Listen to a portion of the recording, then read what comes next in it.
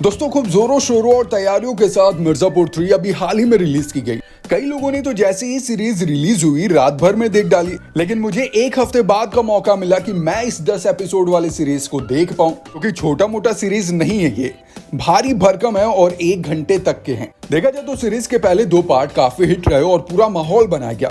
बस उस माहौल को ही 4 साल बाद मेकर्स ने भुनाने की कोशिश की, लेकिन इस बार बहुत पीछे रह गए, क्योंकि ये सीरीज जरा बोरिंग है। क्योंकि जो वॉच फैक्टर दोनों पार्ट्स में देखने को मिला था वो इस बार गायब नजर आया। इसकी 5 सबसे बड़ी वजह 1, नो मुन्ना भैया। तो वो पल आप लोगों को याद होगा जब सीरीज की शुरुआत हुई थी, तो सबसे ज्यादा हाइप मुन्ना ने क्रिएट किया था। सीरीज में उनका रोल भी तगड़ा था। एक बड़े बाहुबली के बिगड़ैल बेटे का रोल उन्होंने प्ले किया। सीरीज में उनकी दबंगई का अलग ही जलवा देखने को मिला। देवेंद्र शर्मा ने इस रोल को जैसे प्ले किया था, उनका अंदाज लोगों को बहुत पसंद आया था। अब इससे ज्यादा क्या कहा जा सकता है कि मिर्जापुर पर राज करने वाले गुड्डू भैया के इंस्पिरेशन ही मुन्ना ही थे। लेकिन मुन्ना का रोल दूसरे सीजन के एंड तक आते आते खत्म कर दिया गया। इस सीजन में तो वो बिल्कुल ही नजर नहीं आए और सबसे बड़ा मिसिंग फैक्टर भी मुन्ना भैया ही है, क्योंकि इस कैरेक्टर की अपनी एक अलग फैन फॉलोइंग थी और उनका होना सीरीज में बहुत मायने रखता था। हम देखते हैं इस सीरीज में कि उनका अंतिम संस्कार कर दिया गया। नंबर 2, कालीन भैया का शॉर्ट रोल। दोस्तों अगर हम आप लोगों को ले चले मिर्जापुर 1 पर, तो 2 ऐसे चेहरे थे जो बहुत ज्यादा पॉपुलर हुए थे। उन्होंने अपनी ऑडियंस पर एक अलग पकड़ बना ली। एक तो मुन्ना भैया थे और दूसरे थे कालीन भैया। लेकिन इस बार कालीन भैया के ये जो कैरेक्टर है सीरीज में ज्यादा खर्च नहीं किया गया। पहले हाफ में तो बस उनकी झलक दिखी, बाकी में भी उनके जरा जरा से सीन्स हैं।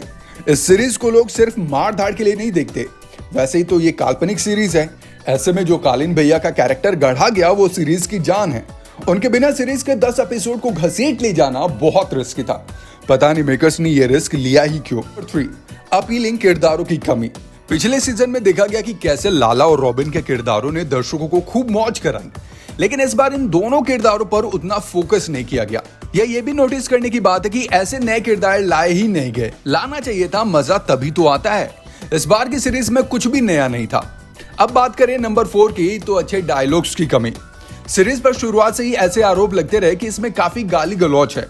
इस बार भी है, लेकिन पिछले दोनों पार्ट्स में डायलॉग्स का काफी अहम रोल था, जो कि इस बार वो गायब दिखा। इस तीसरे सीजन में क्या किया गया कि गालियां और ज्यादा भर दी गई।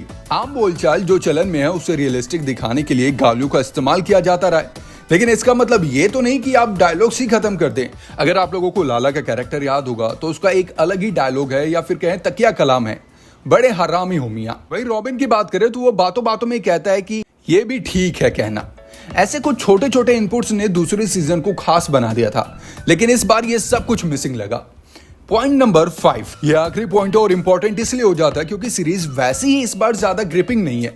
ऊपर से इसे लंबा खींच दिया गया। मतलब अगर 10 की जगह 8 भी होते तो बहुत मजा आता, और सभी लंबे लंबे। एक सबसे बड़ा नेगेटिव पॉइंट है इस सीरीज का, जिसे आप देखकर बहुत ही बोरिंग फील करते हैं। तो ये कुछ 5 पॉइंट है जो सीरीज देखने के बाद मुझे लगा। आप लोगों ने सीरीज देखी या नहीं, और देख ली तो क्या लगता है कि सच में मजा नहीं आया, बोरिंग था, और मुन्ना भैया को आप लोगों ने भी मिस किया? नीचे कमेंट बॉक्स में अपनी अपनी राय हमें जरूर शेयर करें, और ऐसी इंटरेस्टिंग वीडियोस के लिए हमारे चैनल को सब्सक्राइब करें। Thank you so much.